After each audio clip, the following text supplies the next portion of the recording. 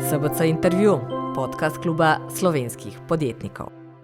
Lepo pozdravljeni v SBC-jevem intervjuju, danes z Igorjem Akrapovičem. Razumljivo, gost je pravzaprav znan že vnaprej, sploh po podelitvi Puhovih priznanj za življenjsko delo. Igor Akrapovič je namreč prejemnik, ampak ne bova govorila zgolj o tem. Redko se namreč zgodi, da ga imaš čas takole posaditi na stol in da ne gleda na uro in ne ve, koliko časa odgovarja. Vse je seveda odvisno od vprašanj, ampak če jih za Igorja Akrapoviča nimamo, potem jih pa verjetno nimamo za nikogar.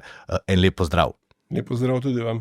Ja, saj ne vem, kje začeti, ampak morda najprej seveda iskrene čestitke za nagrado za življenjsko delo. Tam na odru ponavadi vidimo tiste ljudi, ki premikate meje mogočega, ki kažete, kakšne ume imamo v Sloveniji, pa dosegate te mednarodne uspehe v bistvu z znanjem, ki ste ga dobili doma, ga razvijate doma s slovenskimi razvijalci, delavci, inženirji, znanjem. Skratka, vi ste tisto, kar si samo želimo lahko, ne?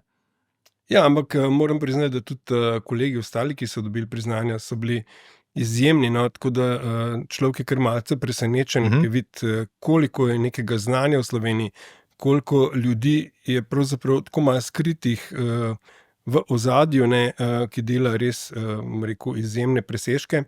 Tako da verjamem, da bi bilo treba to še bolj izpostaviti, ker mi se res mogoče preveč ukvarjamo z nekimi dnevno političnimi zadevami.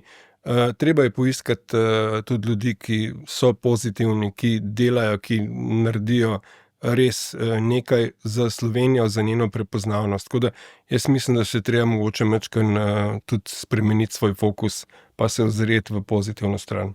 Vem, da ste včeraj malce poklepetali, seveda tudi z ostalimi nagrajenci. O čem klepetate takole na takšnih prireditvah, kjer se vendarle zberete skupaj? Ja, zelo različno, ker so bili pač iz zelo različnih panog, ne.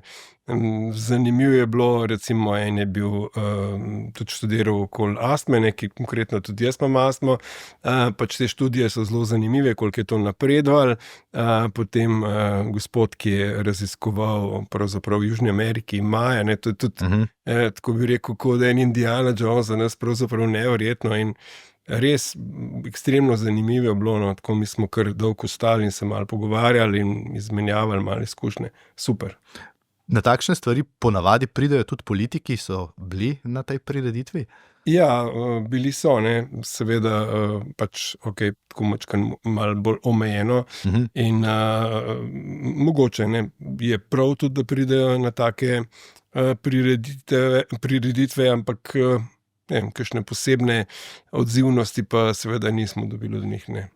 A Igor Akrapovič z vsem tem, kar ste naredili, lahko pocuka, ne vem, finančnega ministra na takšne prireditvi, pa mu kaj reče, poslušaj, to pa to je treba narediti, da bomo prihajajočo krizo, ki se napoveduje od Nemčije, pa se širi po celi Evropi, lažje prebrodili?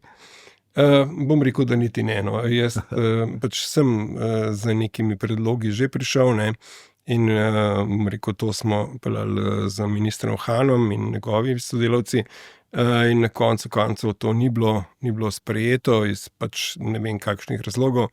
Tako da žal, no, bom rekel, ne samo v tej vladi, tudi v prejšnjih, kakšnega posebnega uspeha podjetniki nismo imeli. O tem bova kakšno rekla, ampak ker vas imam možnost vprašati karkoli, a se lahko vrneva morda 40 let nazaj v Opatijo, kjer je Igor sedel na nekem drevesu, gledal Agustinijeva dirkaška znanja, poslušal ta motor, a se je tam v bistvu začelo to vaše življenje, kakršnega živite danes? Ja, dejansko, no, ko sem jaz pač opazoval Agustinija in vse dogajanje okoli njega, ne, on je bil res takrat super zvezda, pripeljal se s helikopterjem, imel lepe ženske in dejansko on je bil tudi na motociklu seveda presežek. Zanimivo je bilo pa to, da je on edini v tistem času še vozil 4-taktni motor, to je MV Agusta, in napram dvotaktnim motorjem je ta pač motor imel precej drugačen zvok, si ga praktično slišal vse 4 kilometre okoli po Prelogu in to je bilo zame tako neko razodetje in sem bil res izjemno navdušen. Lahko pa povem, no, da mi je pa predlanskem, ker sem bil pa z gospodom Agostinijem skupaj, še razložil, da so v bistvu ugotovili, da je ta ovinek tam pri Opatiji tako oster in da so mogli njegovi mehaniki ponoči s helikopterjem v Augusta in so naredili nov menjalnik, tako da je posledično potem to dirko tudi zmagal. No, tako res neka zanimiva zgodba, ki pa me je napeljala potem na to mojo tekmovalno pot. A ta drevo bi še našli danes, kjer ste takrat sedeli pa poslušali? Bi, ker sem celo bil pred kratkim tam in je pravzaprav ta prostor nekako zamrznen v tisti zgodovini, tribune, z katerih rastejo drevesa, tako res zanimivo, no, ko bi se čas ustavil. Rekli ste, da vam je lani razlagal, skupaj sta bila na večerji, a ne? Če se bili smo na večerji, pač res zanimivo. Neverjetno, koliko energije ima, bom rekel, ta človek, ker ko zanj smo se spet srečali, pa je mi povedal, da iz petka na soboto so imeli v Bergamu nek dogodek, v soboto popoldne je prišel v Slovenijo in je bil na našem dogodku, potem se je pa zvečer odpeljal v Benetke na avion in imel 33-urni transfer na Phillip Island in potem je bil tam 4 dni in potem je šel spet nazaj. Mislim, pri njegovih letih bi si samo želel take kondicije, kot ima on. Mislim, predvsem mlajšo ženo, pa ga nekako ne more slediti. Ne? Takrat je potem zrasla ta ljubezen do motociklističnega hruma oziroma tega hrupa. A se še spomnite, kakšna je bila ta prva garaža mogoče, ko se je vse skupaj začelo? Ko ste takrat eno fotografijo sem našel še z lasmi, nosili skupaj vse stvari. Takrat smo imeli in lasje, pa tudi kakšno kilo manj, ne, pa več kil manj. To sem kar v domači garaži, v naši hiši predelal ta motocikl. Prvi, ki sem ga bil takrat dobil od Vinkota Jermana, je nekako razbit, ni imel prvi vilc, prvega kolesa. To sem nekako potem vzel iz bratovega Kawasakija 500 in to je bila moja prva dirka, katero sem šel in sem bil celo drugi, no, takoj za Marijem Kosičem, ki je bil tisti leto tudi prvak. Moram reči, da sem bil pravzaprav celo boljši na teh cestnih dirkah, uličnih dirkah, kot na pravih dirkališčih, vsaj na začetku, ker mi je to zelo ležalo, ker sem imel veliko prakse iz Ljubljane. Ampak mama pa oče pa nista bila navdušena, ne nad drugim mestom, ne nad tem, da boste še dirkali naprej, a? Ne, absolutno ne in še na tisto dirko, ko sta prišla, mislim, da ravno v Prnjavor, sem jih nekako tako naročil, da sta prišla 2 ure po zaključku dirke in sta lahko samo še videla, da sem zmagal in so bili nekako zadovoljni, ker če bi videli, kako se te dirke odvijajo v tistih časih po, rekel, navadnih cestah, potem mislim, da ne bi več dolg dirkal. A je bilo to strah ali morda kaj drugega? Kaj ju je skrbelo? No? Ja, jaz mislim, da je bil kar strah, ne, ker dejansko dirke so bile nevarne in v tistih časih je bilo tudi kar število poškodb in tudi mrtvih, recimo bistveno večje, ne, tudi dirke na teh GP progah. Recimo vozili so tudi na Isle of Manu, Agustin je 9-krat tam zmagal, pa so tudi na njegovo posredovanje potem nekako nehali voziti na Isle of Manu za svetovno prvenstvo, ker je bilo to dejansko prenevarno. A ste kdaj fejst padali?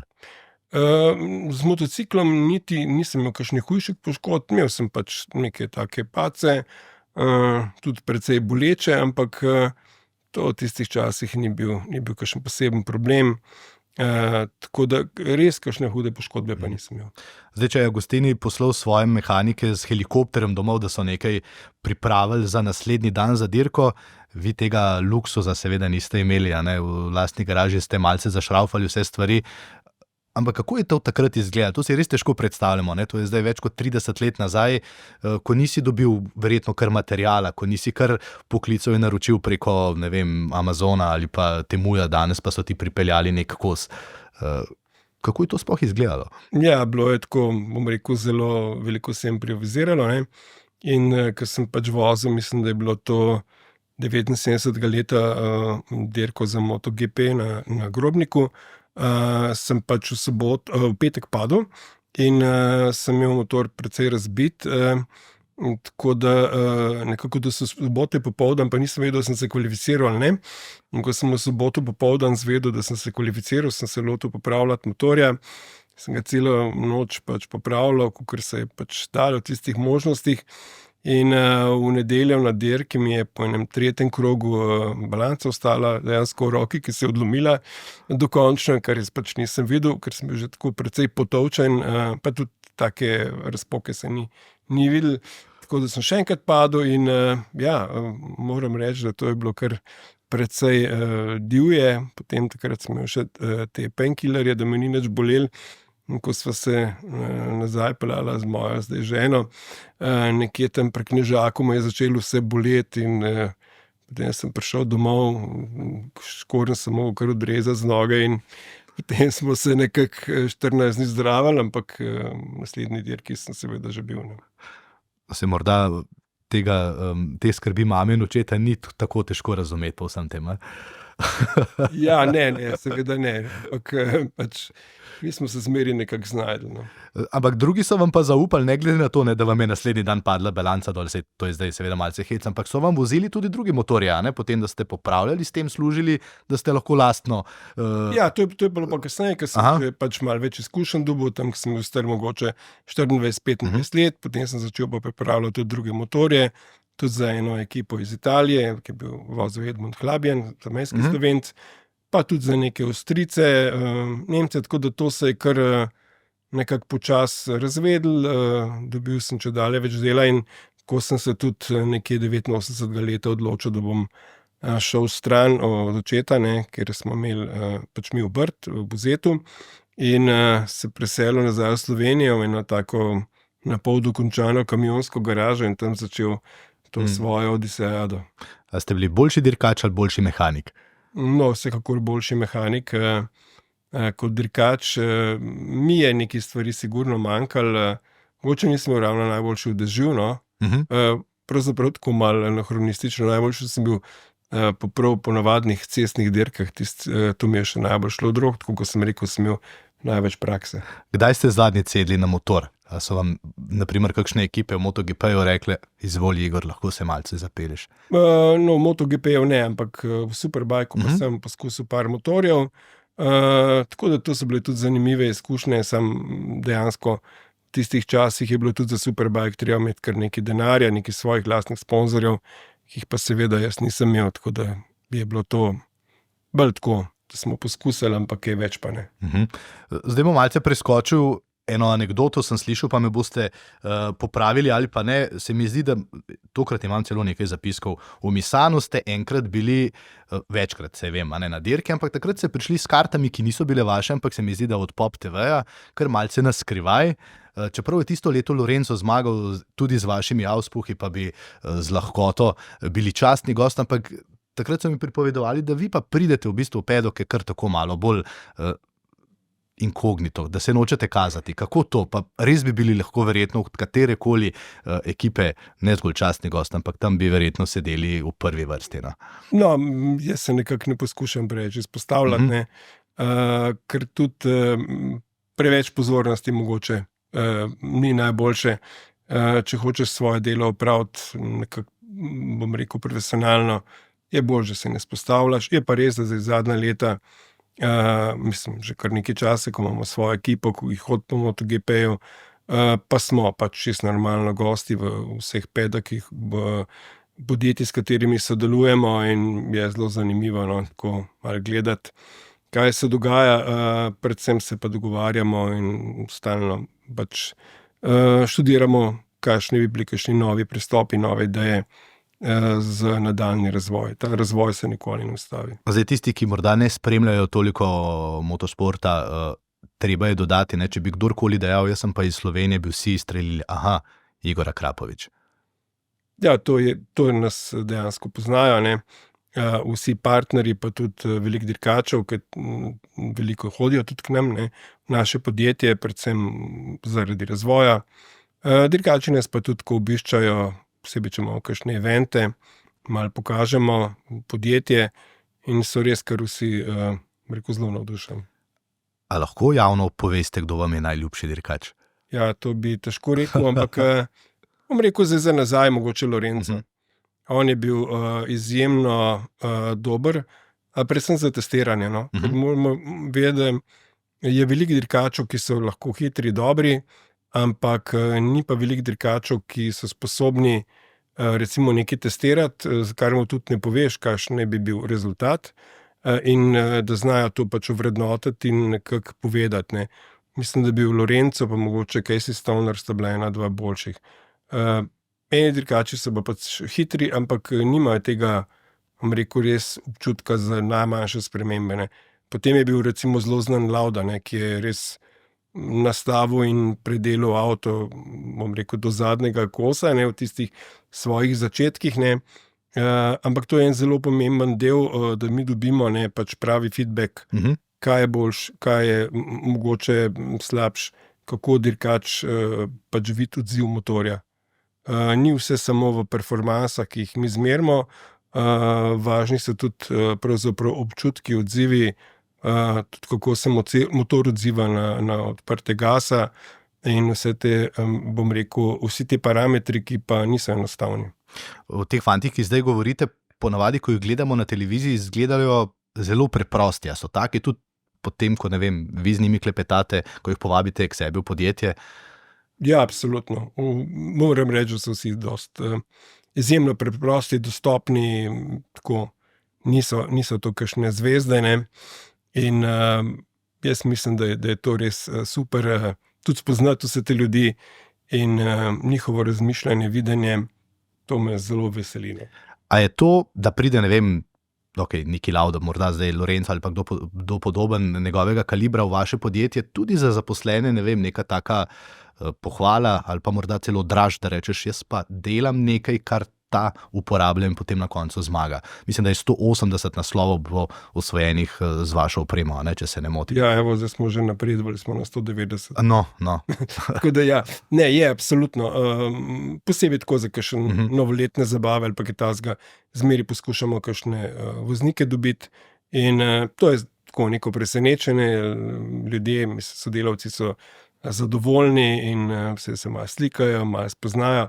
In jaz mislim, da je to en velik plus pravzaprav za vso našo ekipo, ki dela res maksimalno na vseh področjih.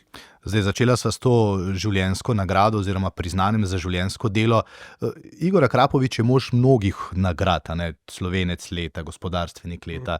A je kakšna nagrada, ki ima prav posebno mesto, kakšen naslov tak, kjer ste rekli, to je pa tisto, kar sem si želel?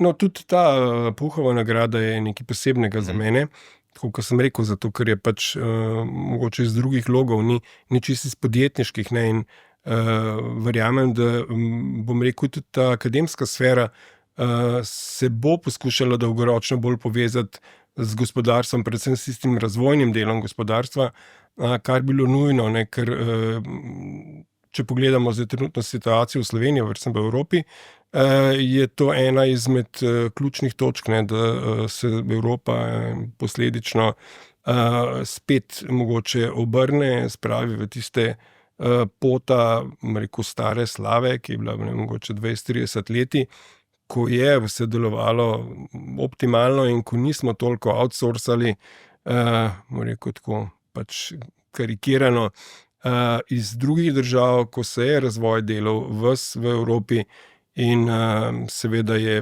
to Evropo dvignilo dejansko nad ostale v veliko panogah, predvsem v avto in v motopanogi smo bili dejansko najmočnejši na svetu, ne. Zdaj pa to zgubljamo in če bomo na dolgi rok zgubili vse te naše konkurenčne prednosti, bo to pač Evropo pahnil v zaostalost, ker moramo vedeti, da se Amerika, Kitajska, Indija vsi zelo pospešeno razvijajo. Mi pa se bojim, da se ukvarjamo bolj sami sabo in z nekimi problemi, ki niti ne obstajajo. No. A me mora, oziroma ali nas mora skrbeti, če Igorja Akrapoviča to skrbi? Ker če kdo ve, kaj je razvoj, kje je treba vlagati, kje tekmovati, da si boljši od Američanov, Kitajcev, Indijcev, ste to vi. Ampak zdaj vas pa nekaj časa že spremljam, pa vedno rečete, skrbi me, kar se že dogaja, samo morda kdo noče tega videti. Ja, poglejte, zelo veliko je teh indicov. Ne. Recimo to, da smo zmanjšali porabo elektrike za 7% in zaprli Talum. Ne. To se sliši krasno, mogoče za kakšne okoljevarstvenike, samo vedeti moramo, da nekdo drug proizvaja ta material, da bo ta material dolgoročno dražji kot je naš, da pride tudi z nekim transportom, ki ni ravno ogljično, najboljši. In da ta odvisnost Evrope od surovin postaja vse večja, ampak ne samo surovin, pravzaprav baje ne delamo niti vitaminov, niti sestavine za zdravila in vse to uvažamo, ne. Po drugi strani smo si pa uničili naš energetski sistem, predvsem ta nemški model se je izkazal za izjemno neučinkovitega, se je dejansko ogljični odtis, nemškega sistema 9krat večji od francoskega. Se pravi, je bila to ena, popolnoma zgrešena politika, ki jo bojo mogli zelo hitro obrniti, če bodo hoteli spet biti konkurenčni. V Sloveniji bi pa to tudi seveda lahko naredili, ker mi pa nimamo ne surovin, ne energentov in edini način, da bi prišli do nekega, sistemske rešitve, je to, da bi se postavila jedrska elektrarna in seveda, da bi jo postavljali na tak način, da bi bila to transparentna in nekako hitra gradnja z, mogoče bi rekel, znano končno ceno. Ne? Ker trenutno smo nekako odstopili od tega referenduma, iniciativa je malo zamrla, ampak mi bomo poskušali v vsakem primeru podjetniki še delati na tem, da bi to zadevo v naslednjih letih spravili v življenje. To sem vas želel kasneje vprašati, ampak vas bom zdaj pa se potem k poslu okrog vašega osnovnega znanja in dela vrnila. A vam je bilo to treba? A je treba, da se Igor Akrapovič v svojih najboljših letih, ko greste po takšne nagrade, spusti na polje politike? Sej ne, da greste v politiko, ampak ko začnete govoriti o neki agendi, kot je jedrska energija, veste, da ste vstopili na polje politike, ker energetika, tam je največ denarja. Vi ste pa naredili študijo, najeli sicer Slovenko, ampak iz tujine, šli ste mimo teh ustaljenih, bova rekla, praks, ki jih ima politika, da si za to ali pa za ono. In kar naenkrat je bil Igor Akrapovič na odru, kjer je govoril ene stvari, ki jih prej nismo želeli slišati, da bi podjetniki dali, za jedrsko energijo. A vam je bilo to treba? Ne, absolutno ni bilo treba, ne, zato ker dejansko to sem naredil čistko nekih altruističnih vzgibov. Želel sem pa videti tudi, kakšen bo odziv, kaj se bo dogajalo in res je bilo zelo zanimivo. So pač določeni, ki poskušajo to overati, ki imajo svoje parcialne interese, ne, in na koncu vidiš, da pač tukaj gre samo za denar. Mi smo imeli v zgodovini že pred 2 leti možnost doživeti, da smo elektriko morali uvažati. Takrat je slovensko gospodarstvo le-to preplačalo za milijardo evrov in zdaj ostajati v taki situaciji, zapirati TEŠ, potem to je skoraj več kot tretjina elektrike, s tem, da se pač računa, da do leta 2050 bomo potrebovali še enkrat več elektrike, predvsem zaradi toplotnih črpalk, pa tudi potencialno nekaj več električnih avtomobilov. Verjamem, da je to stanje nevzdržno in biti odvisen samo od uvoza je praktično nemogoče.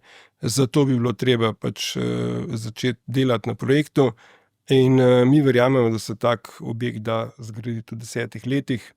Ampak predsednik vlade je rekel, da vsaj 20. Ja, poglejte, pač star objekt, se pravi prvo jedrsko elektrarno smo sezidali v 6-7 letih. Jaz mislim, da je 3 leta dovolj za umestitev v prostor, ker je pravzaprav, Krškem več ali manj vse pripravljeno za to in stvar bi bilo treba speljati, preden pridejo kakšna velika naročila, pravzaprav tudi od nam konkurenčnih držav, ne, ker vidimo, da se obračajo Češka, pa tudi Španija in tudi druge države nekako v to smer in seveda, ko bodo proizvajalci, ki jih je pa zelo omejeno število, imeli dovolj naročil, bomo pač mi nekje bolj na repu in to pa dejansko pomeni lahko velike zamude v gradnji jedrske elektrarne. V kongresnem centru oziroma na kongresnem centru Brdo ste imeli en govor na začetku, SBC-ja, pa je bil ta kar precej čustven, se mi zdi. Takrat ste omenili to, kar ste tudi zdaj rekli. Ne? Ta pot je bila zanimiva, spoznal sem, da se marsikaj dogaja v ozadju. Kdo vas je pa najbolj presenetil? Več kot očitno negativno, ne glede na to, kako se je končala ta hitra zgodba z referendumom in kako politika zdaj kar naenkrat pa ne govori več o tem, da je gradnja drugega bloka jedrske elektrarne Krško nujna. Prej smo pa poslušali tedensko, da je to pa zdaj res potrebno. No? No, niti me niso presenetili, ker jaz sem pričakoval neko tako igro. Zanimalo me je samo, na kakšen način jo bodo odpeljali. In dejansko tudi prepričanih, ko se dva, ki sta oba proti, pogovarjata med sabo, recimo na določenih televizijah, je bilo zelo zanimivo. Ne? In varianta, recimo, kako bo zopet nekoč ta ruski plin poceni, ne? In kako ga bomo uvažali, in bo to rešil pravzaprav celo zadevo, brez da bi seveda povedali, da ima plin 100-krat večji ogljični odtis, kot ga ima jedrska elektrarna, ne?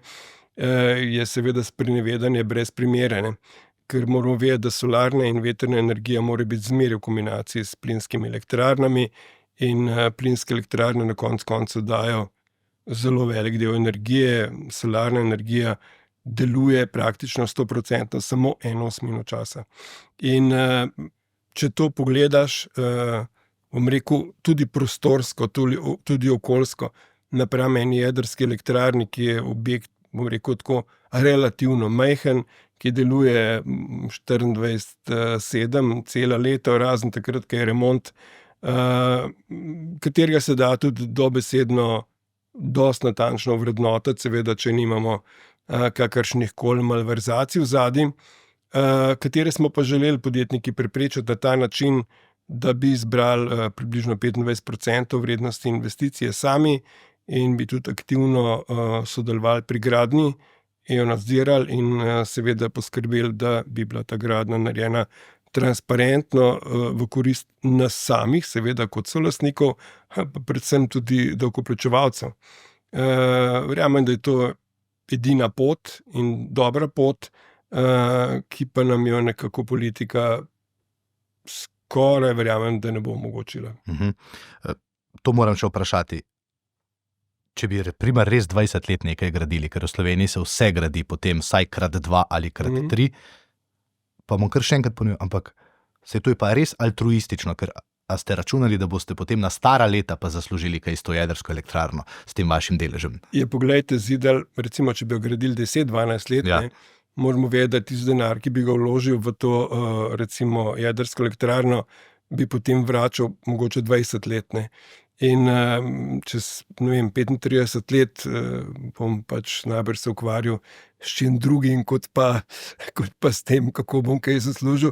Tako da to je bilo res pač čist iz nekih takih vzgibov. Želel sem poskusiti, videti, kaj se da narediti, pripeljal to do neke točke, zdaj pa tudi malo na strani naših kolegov, podjetnikov, če bodo to iniciativo, to gospodarsko interesno združenje prevzeli in peljali naprej. Jaz verjamem, da je to nujno, da je treba tukaj vršiti pritisk. Seveda pa to na vseh ostalih ni več samo na meni. Zdaj pa greva nazaj v vašo garažo, pa potem v tovarno, pa v ta drugo tovarno, ne? Janez Puh ima tak krasen muzej, obiskal sem ga, mislim, da 2-3 leta nazaj, in tam izveš, da je v bistvu gospod Slovenske gore list, ki v času, ko je imel največje ideje, ne, na domačem terenu ni dobil ravno veliko posluha, zato je šel samo čez mejo in Avstrijci se res kitijo z njegovimi dosežki. To je naš, oni rečejo, ne, Puhova tovarna in tako naprej. Ampak v resnici gre za Slovenca. A bo vaša garaža tudi kdaj muzej postala, tam, kjer ste začeli? No, da ne bomo pozabili na vse dosežkov. Tam ne bo dovolj prostora. Zdaj bomo, kot kaže, naredili nekje druge, ampak zaenkrat je samo tako v snovanju, načrti. Tako da, glede na situacijo, tudi rekel, prihajajočo krizo, to so seveda projekti, ko se delajo v drugih časih, ko gre dobro, da se moramo bolj koncentrirati na poslovanje in videti, kaj se bo dogajalo v naslednjih 2-3 letih. A so naročila tista, kjer vas najbolj skrbi? Ali cena surovin? Ne, veste, kako je. Ključna stvar je pač situacija v Evropi, ko se začne pač zmanjševati zaposlenost, ko podjetja odpuščajo, dejansko naše stranke pač jim ni več prva prioriteta kupovati motocikl izbuh, ampak se nekako malo vse ustavi, ne, in mi to že zaznavamo, ni, bom rekel, to na nekem kritičnem nivoju, ampak na te stvari se je treba bolje odzvati prej, ne, ali pa celo pretirano včasih, kot pa premalo, ne, ker to, da smo se premalo odzvali, to nas je pač tam leta 2008 stalo, bom rekel, resna kriza. No. Še preden smo začeli govoriti o tej krizi, pa čeprav je bila najprej korona, potem ukrajinska vojna, oziroma Rusi so napadli Ukrajino in kar naenkrat smo bili soočeni z dejstvom, da smo na evropski celini znova pred ogromno pač nevarnostno in varnostno situacijo. Se pa ves čas zdi, da imate pa v podjetju nek drug problem, in sicer kje najti prave kadre, ampak to ni zgolj problem Akrapoviča, ampak kar nekaj dobrih obratov podjetnikov, pa tudi javne uprave. To vas pa zdaj zato sprašujem, ker ko sem gledal vaš intervju pred 10 leti v Pravi ideji, tam ste rekli, delavcem smo ponudili tudi lastniški delež, pa nisem povsem zadovoljen, kako to sprejemajo. Ne? Kako je zdaj s tem? Kako je s to motivacijo? Kako je s tem deležem? Kako je s tem, kako v bistvu imeti delavce srečne, zadovoljne in jih imeti? No? Ja, poglejte, jaz sem imel pač ta projekt solastništva v podjetju in definitivno je bil to, kar rekel, ena mojih večjih, ne rekel napak, ampak razočaranj, ne? Ker dejansko prve 2-3 leta je šlo razmeroma dobro, mi smo prvič v zgodovini delili dividende, ne? Ko pa je nastopila ta kriza 2008, ne? Pa dejansko so delnice padle, mislim, da takrat za 29%, ne? In ko so to delavci pač zvedeli, jasno smo to obelodanili, je bila pa kar, rekel, velika drama, nezadovoljstvo in rekel, tudi ta razumevanje nekega delniškega sistema je bilo zelo tako, rekel, na rekovajih zanimivo. No? In potem, ko sem pač videl, kakšna je situacija, tam je na mojih stopnicah štalo 40 ljudi in vsi so bili precej nervozni, sem videl, da je treba to stvar nekako urediti in sem jim ponudil v odkup delnice, mislim po 120% ceni in so 93% njih je delnice prodalo in tako se je ta stvar zaključila. Ne. Še zmeri so dobivali 10% dodatka k plači takrat, ki smo ga dali pravzaprav za nakup te delnice. In ja, bil sem, tako rekel, kar malo osebno razočaran nad to zadevo, ampak vsaka šola nekaj stane, tako da jaz sem še zmeri prepričan, da bi bilo treba narediti nek sistem nagrajevanja, bom rekel, iz dobička, to, kar smo se tudi z ministrom Hanom dogovarjali in praktično dogovorili, dokler ni bilo to na finančnem ministrstvu ustavljeno, da bi imeli pač delodajalci možnost po nekem ključu, ključ bi bila recimo plača zaposlenega, ne, pač razdeliti do 1/3 denarja zaposlenim pod enakimi pogoji, kot jih ima delodajalec, se pravi za nekim 38-39% kumulativnim davkom, pa se je ta zadeva ustavila. Je pa res, da nekatera podjetja, recimo lahko rečem tukaj Jure Knez, Devesoft, so pa malo drugačni situaciji, ker je predvsem tudi struktura zaposlenih mogoče drugačna in je delniški sistem za njih bolj ugoden, ne, ker moramo vedeti, da pri nam je pač struktura zelo različna in posledično mogoče razumevanje tudi mal na drugem nivoju. Ampak, če se pa ne motim, je pa plača v podjetju vašem nadpovprečna in za slovenske razmere in na trgu, v katerem pravzaprav iščete svoje kadre. Ja, načeloma je nadpovprečna, plače imamo relativno visoke, je pa res, da se poskušamo držati nekje do tretjine prometa, se pravi 33%, trenutno smo pa celo na nekih 36-37%, kar je že zelo veliko. Težava pa je v tem, da so te visoke plače, bom rekel, sploh inženirjev, ki so v najvišjem dohodninskem razredu, tako obdavčene, da je pravzaprav kar kontraproduktivno jim dajati neke nagrade. Čisto konkretno zadnjič sem pač omenil, ne, od 920 evrov bruto božičnice dobi inženir 308, ne, ostalo pobere država in potem si pač rečeš, ne vem, zdaj nagrajujem državo, a nagrajujem te inženirje, ki dobro delajo. To je pravzaprav žalostno in iz tega začaranega kroga ne moremo priti. Razlog pa je, da je dejansko mi moramo gledati volilno telo, ne, teh, ki imajo take plače malo, ne, in seveda potem jih tudi pravzaprav politika tako obravnava, ne. Oni pač gledajo, kdo bo njih izvolil in en človek, en glas. Ampak tukaj ste pa zdaj dali eno pomembno temo, o kateri pa premalokrat govorimo, ne.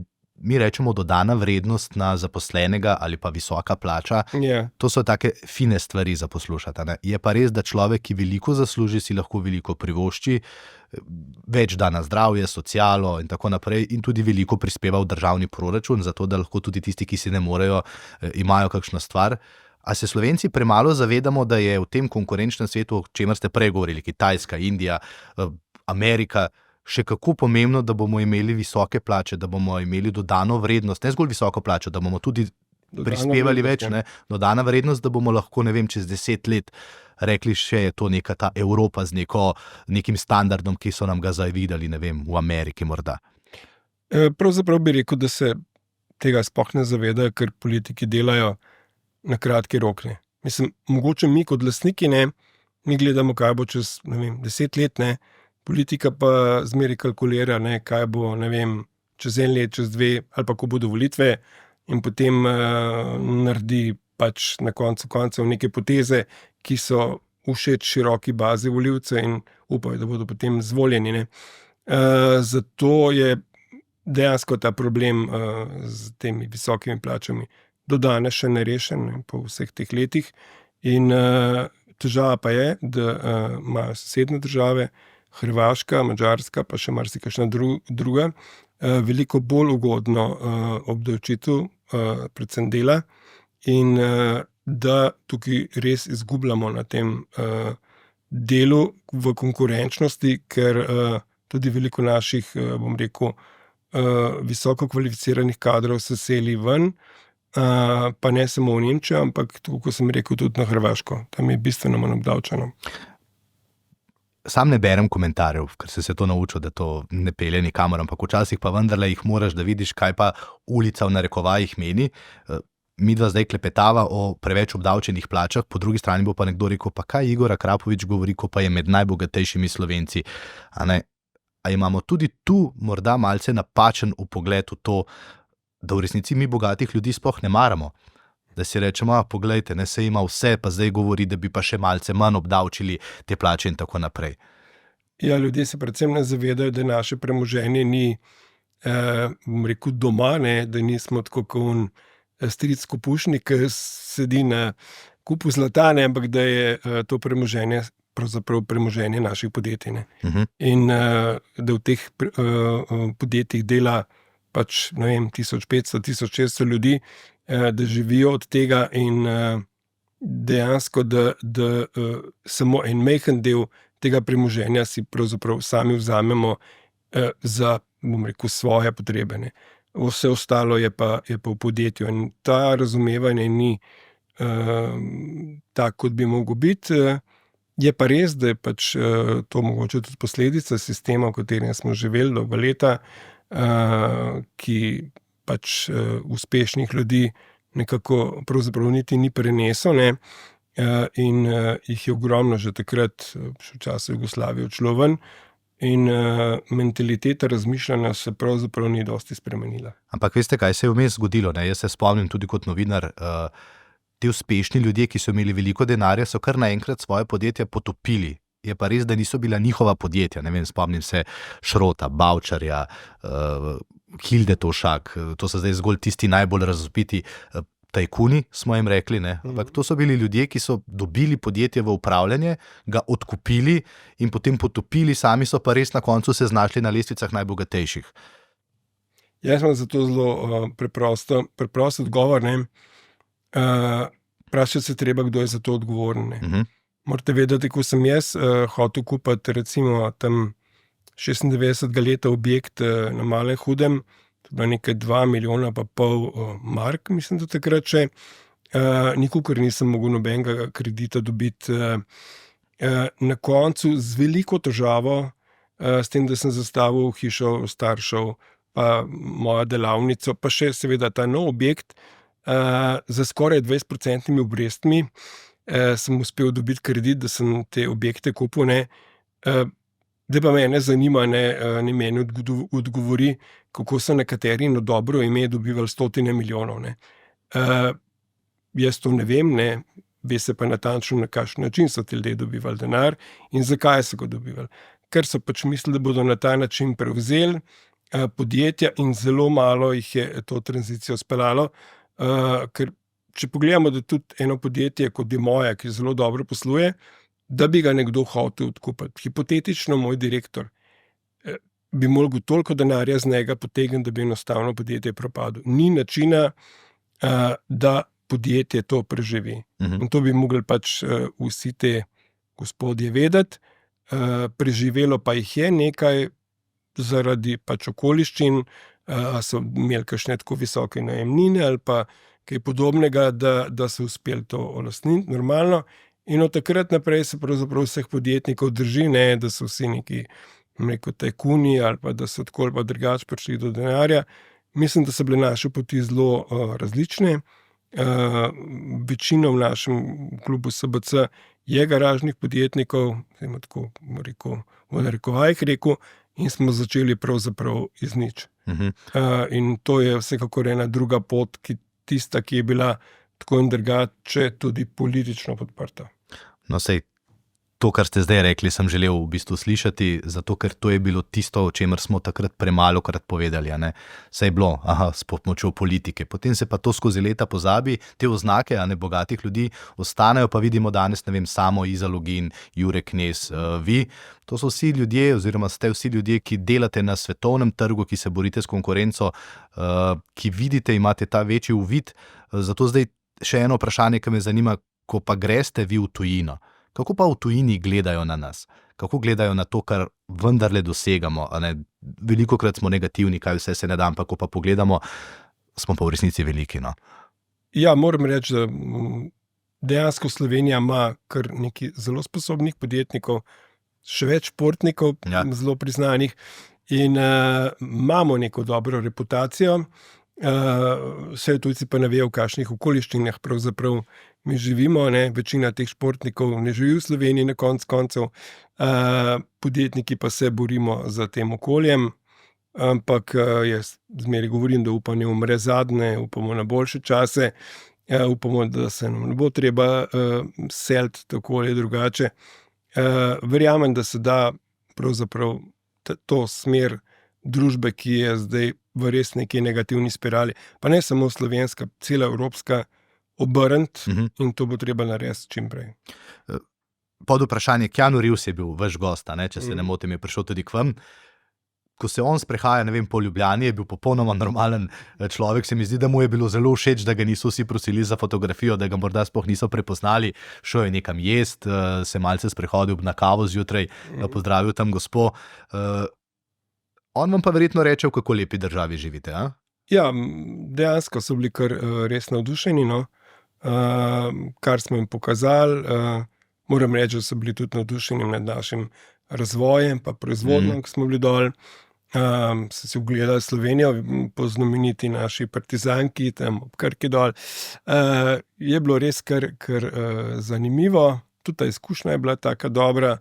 In enkrat februarja, marca bo prišel pač ta film v objavo, tako da bomo videli, kako bo na koncu to tudi izgledalo. Še ene par stvari imam za vprašati. Naprimer, zakaj so vas že se mi zdi, da v osnovni šoli ali pa potem v gimnaziji kličali fanatik? Ja, zato ker sem bil precej, bi rekel, za današnje čase malce bolj divji, seveda samo na motorju. In mi smo takrat imeli, tako bom rekel, kar veliko težav z našo ljudsko milico, ker so motoriste že tako po defaultu priganjali. Moram reči, da je zgodil se takrat en tak eksces, Beogradu so si zmislili, da je treba vse motocikle, ki so jih te zdomci, ki takrat imel pravico samo zdomc pripeljati v Slovenijo, voziti, da je treba vse motorje, ki so jih preko 3 letih prodali naprej, pobrati. No, in potem seveda v Beogradu so ta zakon napisali, v Zagrebu so ga prebrali, mi smo ga pa seveda izvajali. In na ta način je pač, ki je bila v Tržiču ena motocross tekma, prišlo je 21 maric in tam so vzeli mogoče 40-50 motorjev tem turistom. In takrat je bilo pa tako kar taka mala vojna. No. In je bilo kar zanimivo, zdaj mladini ne bi ravno razlagal, ampak ja, pestro. Vam so ga vzeli? Ne, meni ga niso vzeli, jaz sem bil zmeraj tako hiter in spreten, da me niso ujeli. Se pravi, od tam to? Od tam to, ja. Tiste je bilo tako malo kapla čez rob. Prej sem rekel, da imajo ljudje, ki delajo pri vas načeloma nadpovprečne plače v primerjavi s Slovenijo, ampak slišal sem, ko sem se seveda malce pozanimal, da so tudi pričakovanja nadpovprečna, da ste tam tudi izjemno strog lastnik, šef do zaposlenih. Poglejte, jaz mislim, da mora vsak opraviti svoje delo. Mi se borimo seveda v izjemno konkurenčnem okolju in če ga ne bomo opravili, pač bomo izgubili posel, ga bo opravil nekdo drug. Je pa res, da ta veriga, pravzaprav, ki začne v razvoju, ne pa potem skozi tehnologijo v proizvodnjo in na koncu morajo ljudje razumeti, da ne vem, če razvojnik naredi svoje delo, vsi mislijo, jaz sem pa svoje naredil. Dejansko gre pa strošek razvoja, mogoče za en avto, ne vem, na minus 400,000 evrov, in še ko si ta prvega ne prodal, ampak ko si ga dobavil, pa dobil denar, se začne ta, bom rekel, krivulja vračati. In če jih ne prodaš dovolj, si še zmeraj izgubi. Zato je dejansko ta časovnica, ki nas zmeraj preganja, da čim prej pridemo na trg, da poberemo smetano, ni enostavna. Borba na trgih je huda, in zdaj pri nam pa vidim, da pač sploh zadnja leta, ne vem, se propagira dobesedno nedelo, delo od doma, odklop in vse ostalo. Zdaj, če bi naš podjetje ali pa kjerkoli drug, ki je v takem kompetentnem svetu delal res na ta način, ne bi dolg preživel. Zelo enostavno. Koliko pa vi delate na dan?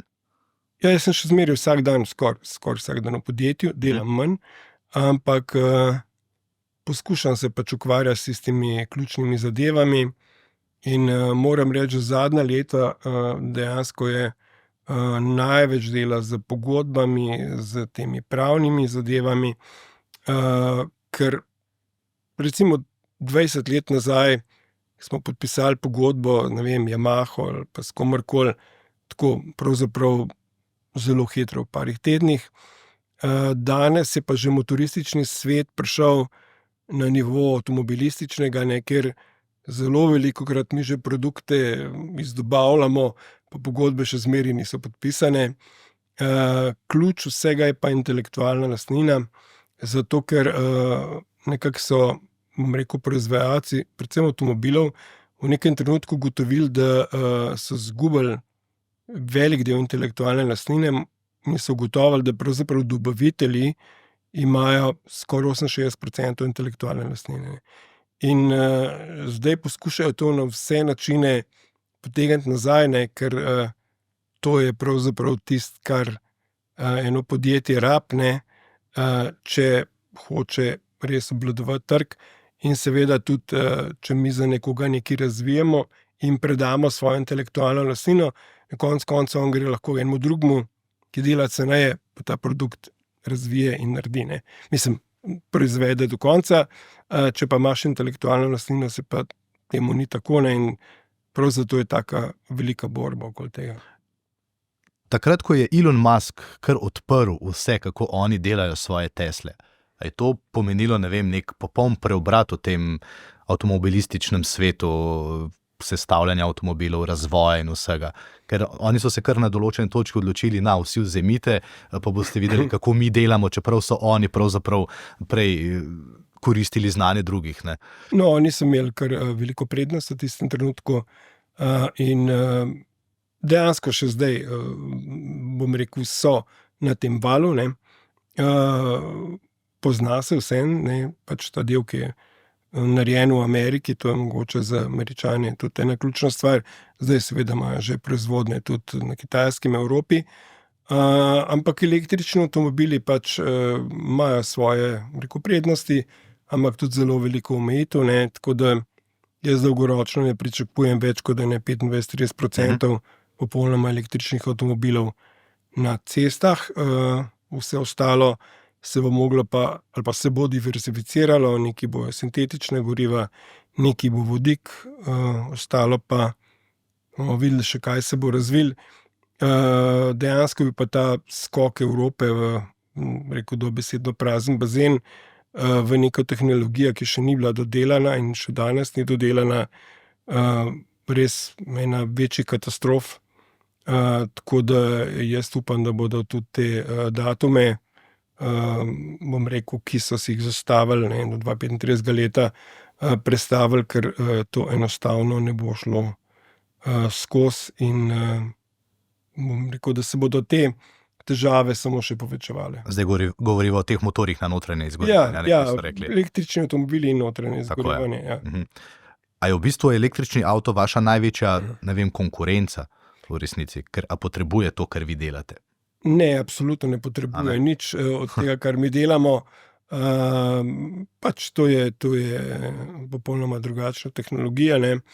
Je pa daleč od tega, da bi bila brezogljična ali pa celo nizkoogljična, ko vzamemo vse skupaj od proizvodne baterij do elektrike, ki jo po možnosti delamo, ne vem, v eni termoelektrarni, ne.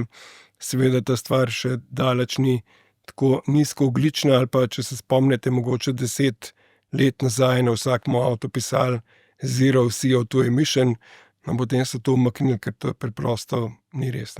Imajo pa te avtomobili velike težave z, bom rekel, trdimi delci, zavorami pa gumami, ki se bistveno bolj rabijo kot na klasičnih avtomobilih. Prej ste rekli, ta intelektualna lastnina je zelo pomembna stvar.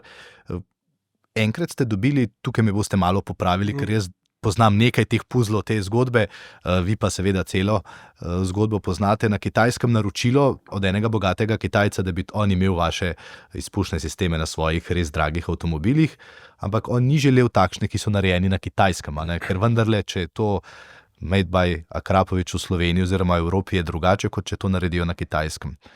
Ja, absolutno. Sej bom rekel, da na kitajskem trgu še zmeri kar dobro prodajamo in oni se zelo dobro zavedajo, da pač originalen produkt je originalen produkt in seveda si tega želijo. Po drugi strani je pa tudi res, da mi, bom rekel, uničimo na carinah v Evropi od 900 do 1400 pošiljk na mesec, ki prihaja večinoma z Kitajske. To so pa ponaredki, ja. In da jih ne vemo pač, koliko gre mimo carine, ki jih pač ne zaznajo vse. Tako da je to tudi en zelo velik del.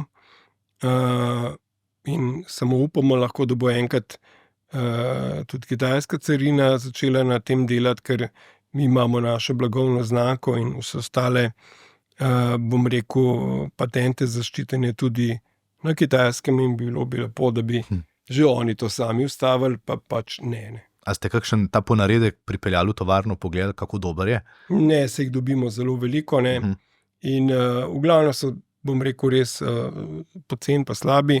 Velikih je kar, ne vem, karbonska tapeta, imitacija, čez navaden železen dušilc in ta zadeva pol, recimo čez 1-2 ure zgori, ne, in to zna biti tudi kakšen razlog za garancijske zahtevke in preden ti to dopoveš stranki, da ni vaš, ne? Zna biti res nerodno, no.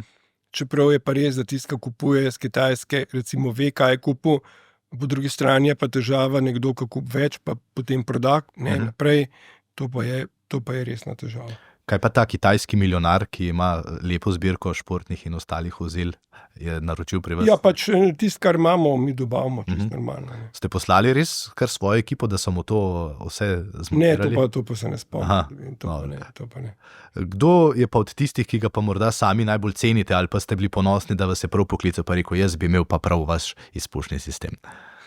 Ja, to pa bi skoraj zelo težko povedal, ne, zato ker določenih kontaktov, ki jih imam, pa res ne morem obelodanjati.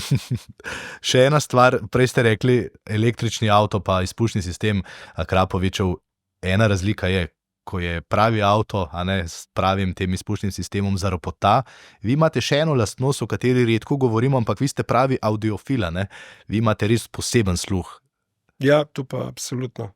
To je nekako moj hobi, ne, in se ukvarjam z audio-opremo. Imam tudi eno manjšo firmo, kjer delamo ojačevalce, predojačevalce. In ja, smo bili tudi letos in lansko leto na sajmu v Münchnu. Gremo tudi drugo leto, je pa tako nek, bi rekel, hobi program za veselje. Kaj si potem doma najbolj nabijete na glas? Queene? Od Queenov do Pink Floydov, do zelo različno, odvisno od nekakor razpoloženja. Pač včasih poslušam res zelo na glas, včasih ne, tako da, ampak zelo različne žanre. Bluza veliko poslušam. Tako da. Se pravi, imate to tudi za v avto, ta ojačevalec pa? Ne, to nimam. Aha. V avtu nikoli ne bo tako igral kot en res dober audio sistem. Ne. Ker v električnem avtomobilu je pa vse tiho, ne? Ja, no, seveda ima tudi radio, ne, sem to so vse, končno v električnem avtomobilu so vse porabniki od radia do gretja, do hlajenja in tam potem ti seveda pove, kaj moraš vsi se sklopiti, če hočeš prijeti do cilja, kar zna biti malce moteče, ne. Glede na to, da ste ljubitelj seveda in hitrosti in dobrega zvoka v avtu, a velikokrat prekoračite hitrost vožnje? Ker na slovenskih cestah je zdaj teh radarov kar precej. Vi ste pa veliko na cesti. Precej je, ja, pač nekako se poskušam prilagoditi, ampak včasih pa tudi človek se malce spozabi, ne. Vam odklenejo vrata do dirkališča, če bi se hoteli tam znoreti do katerega koli? Ja, no, če se dogovorimo, ja, absolutno. Še ena stvar me zanima, ne, glede na to, da ste res svetovljan. Kje še niste bili, pa bi šli? Praktično sem bil skoraj, bom rekel, po vseh celinah, nisem pa bil recimo v Južni Ameriki. Tja bi tudi mogoče enkrat lahko šel. Ostalo smo pa kar obdelali, predvsem tam, ker so naši poslovni partnerji. To je pa 80 držav, ne, v svetu. Seveda, to je kar veliko. Zdaj ste Južno Ameriko omenili, pa veliko se tudi o politiki pogovarjava. Verjetno spremljate, kaj se v Argentini dogaja, ne? Tam so velike debate o tem, ali je njihov novi predsednik nor, ne, kar je tudi njegov vzdevek, ali vendarle počne nekaj prav, glede na to, da vidimo, kako pada inflacija. No, jaz mislim, da se vsakega lahko, bom rekel, okarakterizira za norega, ne, samo rezultati pač kažejo svoje, ne. In tisti, ki so prej vodili politiko, jaz mislim, da je tako nekaj podobno, kot pri nam 20-22 ministrstev, on je to zreduciral na 8 ali nekaj podobno. 7, 8, ja. Mogoče se je približal Švici, ne. In verjamem, da je to tudi pri nam treba narediti, ne, ker pri nam je ta aparat delač preobsežen, neefektiven in verjamem, da treba velike reforme narediti. In zdaj, mogoče nam ne bi škodoval kakšen Milej ali pa še kdo drug, ne. Tako da je treba malo bolj v desno zaviti, samo da se poravnaš, ne, ker zdaj smo pač... A je Igor Akrapovič torej bolj človek, ki mu je všeč Donald Trump ali Kamala Harris, na primer? No, vsekakor je Donald Trump boljši, ne. Tlej zbiramo med dvema, rekel tako, blago rečeno problematičnima, ne. Nista, bom rekel, za nas Evropejce čisto vseh stvarih optimalna, ne drug, ampak v vsakem primeru za gospodarstvo, za, bom rekel, napredek Amerike bo Trump sigurno bolje poskrbel, pa tudi ta njegova napoved zmanjšanje administracije, kjer bosta dela Vivek pa Musk. zna biti zelo zanimiva, mogoče se bomo pa kaj naučili. A je Elon Musk eden od tistih revolucionarnih ljudi, ki je najbolj nevaren, ali morda človek, ki mu je treba slediti zaradi tega, kaj vse počne? No, predvsem je zanimiv, ne bi rekel, da je ravno nevaren, je pa izjemno sposoben, inteligenten, mogoče ni čisto vse, kar dela, rekel, najbolje, ampak mislim, da če pogledamo na ostale, rekel, igralce v ameriški politiki, je pa sigurno eden daleč najbolj sposobnih. A je to morda recept, ker Američani grejo zdaj v lov za zaostankom za Kitajci, sej načeloma ga ni, ampak vendarle oni imajo ves čas to idejo, da je treba Kitajce premagati, pustiti zadaj, da bodo ostali svetovna velesila, in tukaj Trump stavi na Elona Muska, na njegove in vesoljske programe, pa seveda na to sposobnost, ki jo ima kot res pameten človek. A je to morda recept tudi, ne vem, za Slovenijo? Ves čas se vračam tam na ta oder, kjer ste stali, pa sva rekla, da Slovenija ponuja veliko izjemnih umov, pametnih ljudi, da bi politika vendarle kdaj segla izven tega svojega kotla, levo, desno, SDS, pa na drugi strani zdaj Svoboda ali pa SD, pa vprašala kakšen tak pameten za nasvet. Naprimer, Jure Knez je človek, ki gleda v prihodnost, pa ne vem, če so ga kdaj vprašali za kakšno stvar.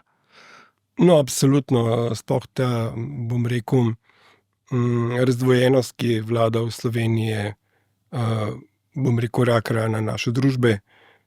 Tukaj bi bilo treba nekaj narediti, ker zavedati se moramo, da pač živimo v tej majhni državi in da je nemogoče se vsak dan obtoževati in metati en na drugega neko krivdo, lahko bi končno že stopili skupaj in naredili kaj koristnega za Slovenijo, ampak bojim se, da je pač ta zadeva pregloboka in v tej konstelaciji ni kakšne rešitve. Kaj pa je rešitev? To vas moram vprašati. Mogoče rešitev bi bil dejansko kakšen reset, pa novi obrazi, ki niso samo novi obrazi, ampak ki so neki ljudje, ki so pravzaprav sposobni in so nekaj v življenju naredili.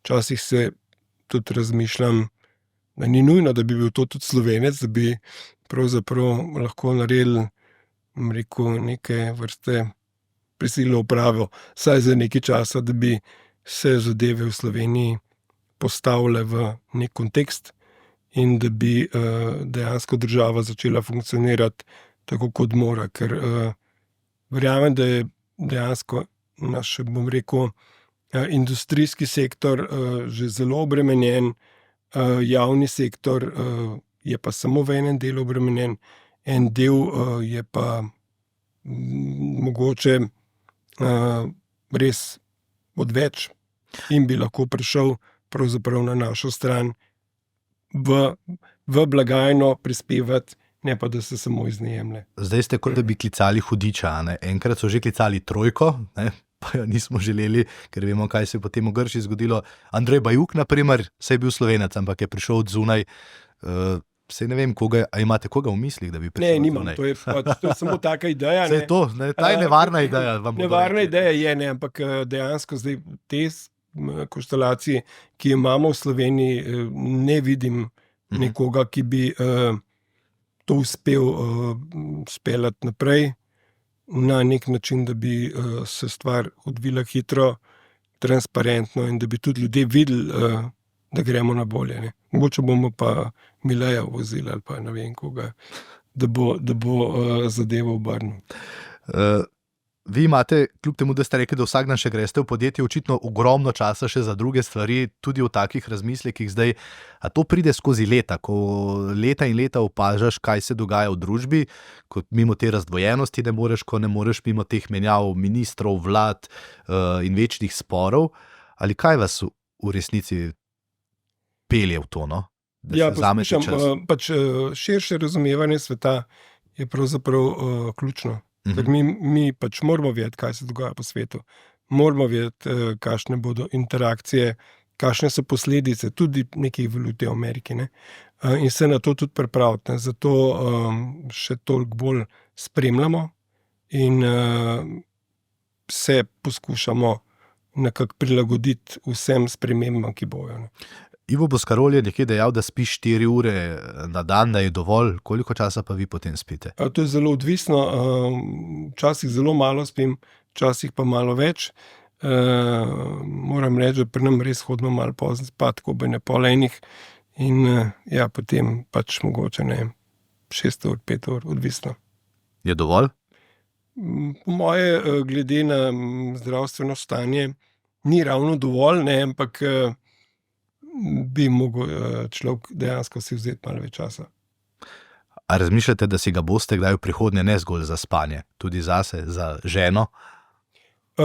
Poskušamo si boljše organizirati življenje. Zdaj smo v nekem obdobju, ko nismo več mladi, nismo več, ko bom rekel, propulzivni, zdržljivi, kot smo bili, ne, to človek občuti, ne, in pač dejansko je treba malo odgovornost prestaviti tudi na druge. Recimo, da je to en izmed ciljev zdaj v naslednjih letih. Zdaj se mi zdi, da sva naredila en tak kar velik krog po mnogih temah. Morda za konec, ker se mi zdi, da je vendarle treba iskati nekaj tistih dobrih točk.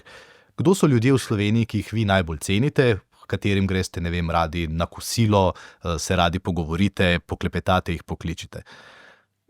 Sigurno imamo tukaj že v klubu kar nekaj prijateljev, od Joca do ostalih, Marko Bitenca, ne. Pa tudi pogovorim se, ne vem, z velikimi, Jure Knez, ne vem, Boscarol. Ste kdaj na kakšno dobro kosilo k kakšnim slovenskim šefom? Zdaj ob športnikih imamo namreč svetovno priznane tudi kuharje.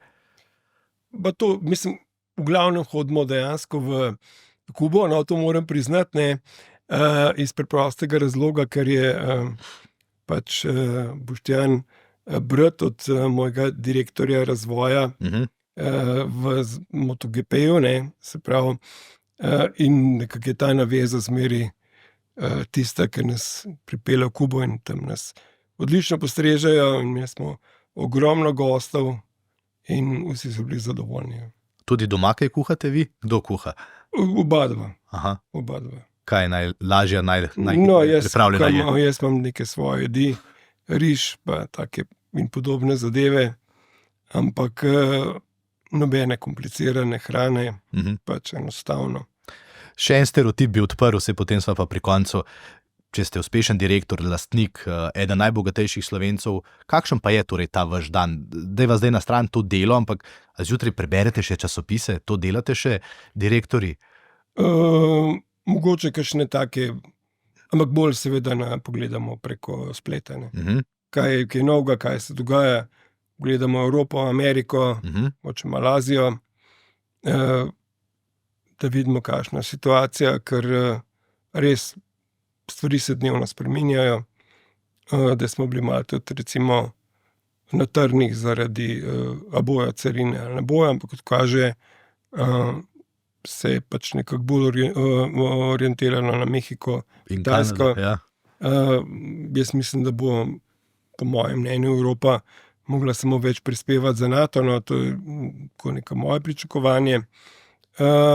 Potem imamo pa seveda še tudi malo te naše dnevno politične, ki pa včasih že kar malo presegajo, bom rekel, neko mejo normalnega razumevanja.